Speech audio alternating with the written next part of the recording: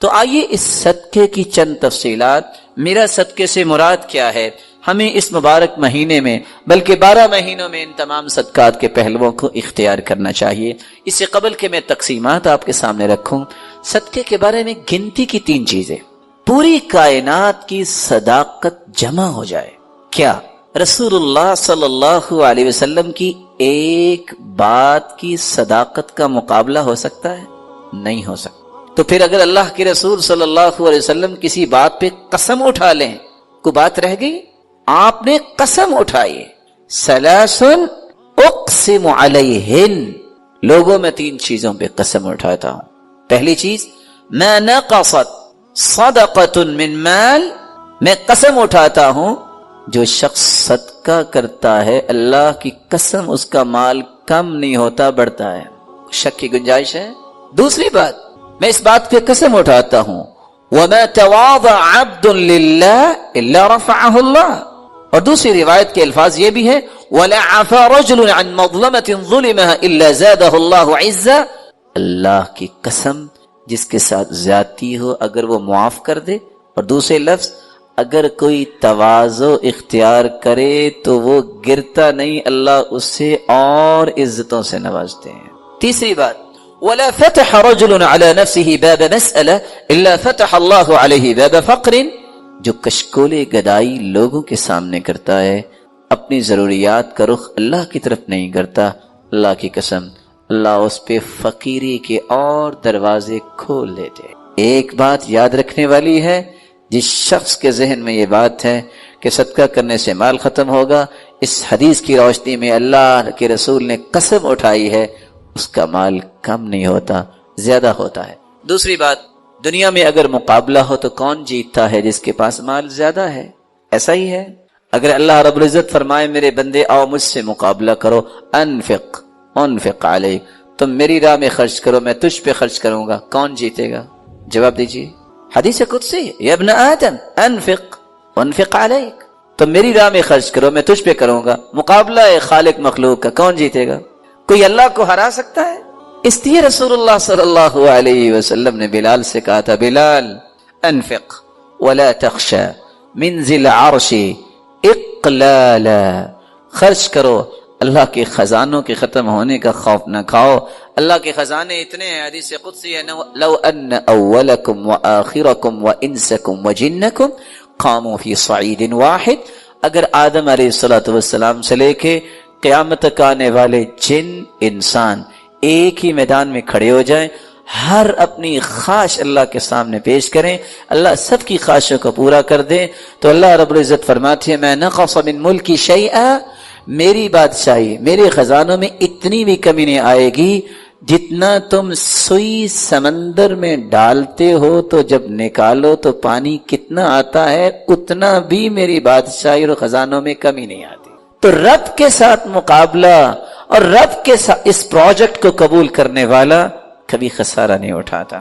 تیسری بات، آج دنیا میں انسان جس کی چاہے منت کر لے کہ تم میرے لیے دعا کرو، کوئی شورٹی دے سکتا ہے کہ اس کی دعا قبول ہوگی؟ نہیں، اللہ جانتا ہے۔ لیکن نورانی فرشتے ایسی مخلوق ہیں جو دعا کریں تو اللہ رد نہیں کرتے، اور اس کا راز کیا ہے؟ نورانی فرشتے اس وقت تک دعا کرتے ہی نہیں جب تک اللہ تعالیٰ کا حکم نہ ہو، اور اللہ رب العزت اپنے فرشتوں کو اس وقت تک حکم دیتے ہی نہیں جب تک اپنے بندے سے راضی نہ ہو جائیں۔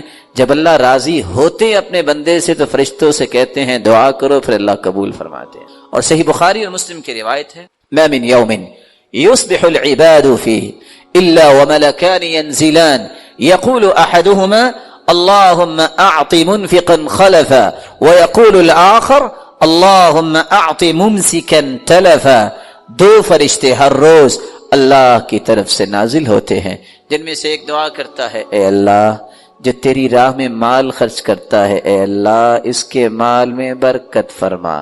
دعا کون کر رہا ہے؟ فرشتہ۔ قبول کون کرے گا؟ میرا مالک۔ اور دوسرا فرشتہ دعا کیا کرتا ہے؟ اللہم اعطی ممسکا تلفا، اے اللہ جو بخل کرتا ہے تیری راہ میں خرچ نہیں کرتا، تلفن اس کے مال کو تلف کر دے، برباد کر دے۔ تو اللہ کی راہ میں صدقہ کرنے والا اس کے لیے جہاں اللہ کے رسول نے قسم اٹھائی کہ مال کم نہیں ہوگا زیادہ ہوگا، جہاں اللہ رب العزت نے فرمایا تم میرے راہ میں خرچ کرو گے میں تجھ پہ خرچ کروں گا، وہاں فرشتوں کی دعاؤں کا مستحق بنتا ہے۔ اللہ رب العزت سب کو توفیق عطا فرمائے۔ یہ ہے مال کا صدقہ۔ لیکن صرف مال کا صدقہ نہیں، مومن اس کی اپروچ جو ہوتی ہے وہ اسلام کے تمام پہلوؤں پہ ہوتی ہے، کسی ایک جہت پر نہیں۔ اسلام کی یہی تو خوبصورتی ہے۔ اگر کسی کے پاس مال نہیں تو وہ کیا کرے گا؟ محروم ہے صدقے کے اجر سے؟ نہیں محروم۔ وہ کیا کرے؟ رسول اللہ صلی اللہ علیہ وسلم نے فرمایا ان بکل تسبیحۃ صدقہ، سبحان اللہ کہنا صدقہ ہے، بکل تکبیرۃ صدقہ، اللہ اکبر کہنا صدقہ ہے، بکل تحمیدۃ صدقہ، الحمدللہ کہنا صدقہ ہے، بکل تہلیلۃ صدقہ، لا الہ الا اللہ کہنا صدقہ ہے، امر بالمعروف صدقہ، نیکی کا حکم کرنا صدقہ ہے، نہی عن المنکر صدقہ، برائی سے منع کرنا صدقہ ہے، فی بضع احدکم صدقہ، بیوی کے حقوق کو پورا کرنا صدقہ ہے۔ سیدنا ابو ذر رضی اللہ تعالی عنہ کی یہ روایت، اور دوسری روایت کے الفاظ ہیں واستغفر اللہ، استغفر اللہ کہنا صدقہ ہے، یعزل الشوک عن طریق الناس والعظم والحجر، راستے سے پتھر، ہڈی اور کانٹے اٹھانا، راستہ صاف کرنا، یہ صدقہ ہے۔ تہدی الاعمى، اندھے کو راستہ دکھانا صدقہ ہے۔ تسمع الاصم والابکم حتی یفقہ، گونگے اور بہرے کو اس کی بات سمجھا دینا، اس کی ضرورت سمجھا دینا صدقہ ہے۔ تدل المستدل علی حاجت اللہ قد علمت مکانہا، ناواقف کی رہنمائی کرنا صدقہ ہے۔ تسعى بشدت ساقیک الی اللہفان المستغیث، ایسا شخص جو آپ کو مدد کے لیے پکار رہا ہے اس کی طرف دوڑ کے جانا صدقہ ہے۔ اور تیسری روایت کے الفاظ ہیں وَبَصَرُكَ لِلرَّجُلِ الرَّدِيءِ الْبَصَرِ لَكَ صَدَقَةٌ، جس شخص کی نظر کمزور ہے آپ اس کی رہنمائی کر دیتے ہیں، یہ صدقہ ہے۔ اور فرمایا فَالْكَلِمَةُ الطَّيِّبَةُ يَتَكَلَّمُ بِهَا الرَّجُلُ صَدَقَةٌ، اچھی بات کرنا صدقہ ہے۔ اور اگلی روایت میں آتا ہے عون الرجل اخاہ علی الشیء صدقہ، کسی بھائی کی کسی چیز میں مدد کرنا صدقہ ہے۔ والشربۃ من الماء یسقیها صدقہ، اور کسی کو پانی کا گھونٹ پلا دینا صدقہ ہے۔ اماطۃ الاذى عن الطریق صدقہ، راستے سے کسی قسم کی چیز جو کسی مسلمان کو تکلیف دے سکتی ہے اس کو ہٹا دینا صدقہ ہے۔ اور پانچویں اور چھٹی روایت کے الفاظ یہ ہیں رسول اللہ صلی اللہ علیہ وسلم نے فرمایا ما اطعمت زوجتك، اللہ حضر جلال کی اپنے بندے سے جو محبت ہوتی ہے اس کی کیا علامت ہے؟ کیسے پتہ چلتا ہے کہ اللہ حضر جلال اب اپنے بندے کو پسند کرنے لگ گیا؟ ایک ہے کہ بندہ یہ پسند کرے کہ اللہ کو کیا پسند ہے، ایک یہ ہے کہ اللہ حضر جلال کو بندہ کب پسند آتا ہے۔ سب سے پہلی بات، اللہ حضر جلال ایسے بندے کو پسند کرتے ہیں جس کو ایمان کی نعمت سے سرفراز کر دے۔ عبداللہ ابن مسعود رضی اللہ تعالی عنہ سے مروی ہے اور یہ روایت سلسلہ صحیحہ کی ہے، اللہ حضر جلال تمہارے درمیان اخلاق اسی طرح تقسیم فرماتے ہیں جس طرح تمہارے درمیان رزق کو تقسیم کرتے ہیں۔ مال تو اللہ اس کو بھی دیتے ہیں جس کو پسند کرتے اور جس کو پسند نہیں کرتے، لیکن ایمان کی دولت صرف اس کو عطا کرتے ہیں جس کو اللہ پسند کرے۔ تو ایمان کی نعمت جس انسان کو مل جائے یہ اللہ کا پسندیدہ ہے، اس کو اللہ نے اپنا محبوب بنا لیا۔ رسول اکرم صلی اللہ علیہ وآلہ وسلم نے دوسری ایک نشانی بیان کی ہے اور یہ روایت قتادہ بن نعمان رضی اللہ تعالی عنہ سے ہے، صحیح الجامع کی روایت ہے۔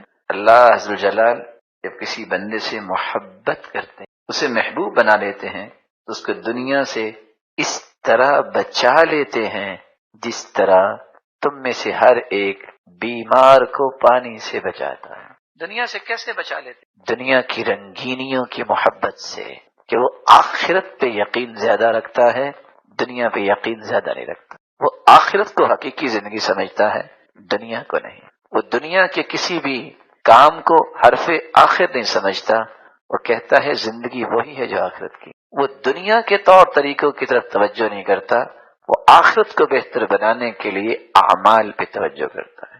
وہ دنیا کے بنائے ہوئے اصول و ضوابط کے پیچھے اپنے آپ کو نہیں لگاتا. وہ یہ دیکھتا ہے کہ اللہ اور اس کے رسول نے جو زندگی گزارنے کا دستور دیا ہے وہ کیا کہتا ہے، اور وہ دستور قرآن اور حدیث.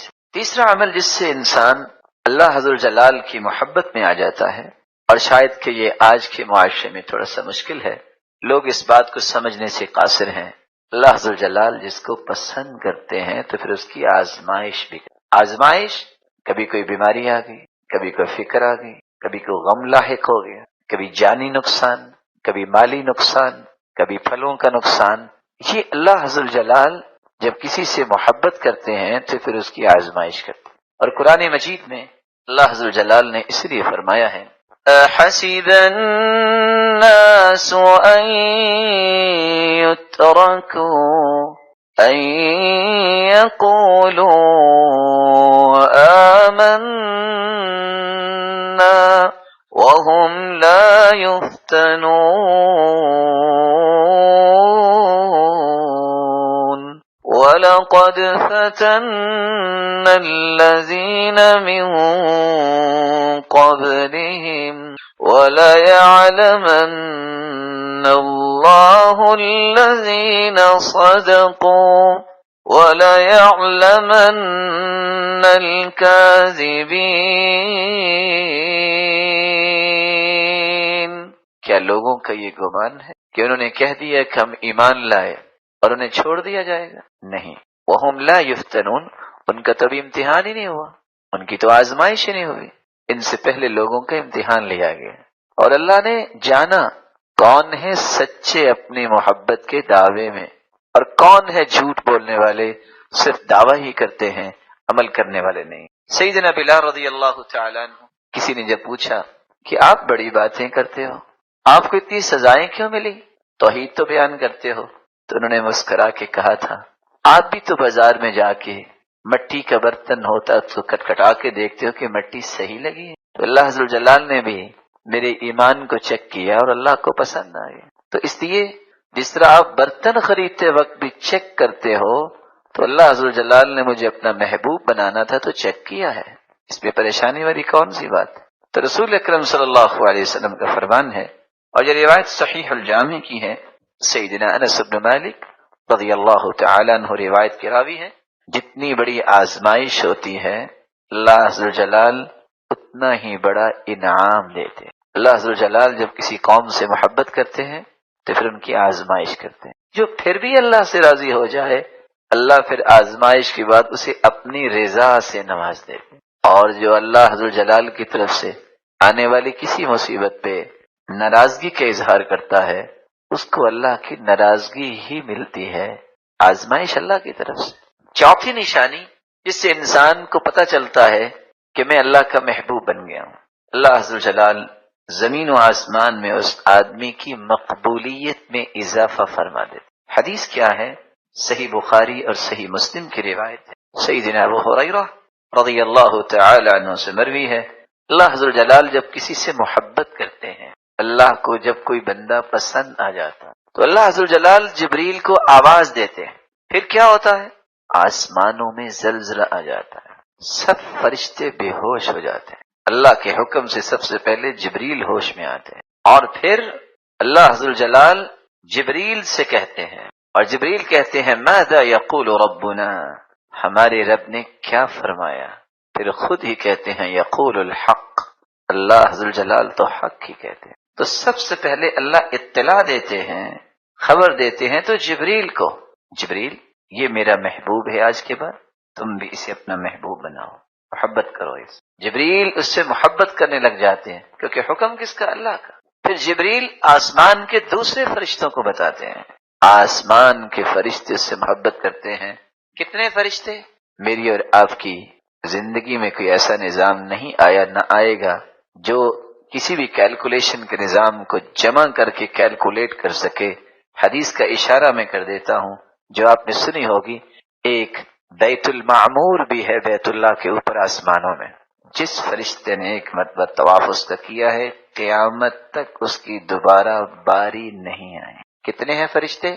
اس کی تعداد تک میری اور آپ کی عقل سفر نہیں۔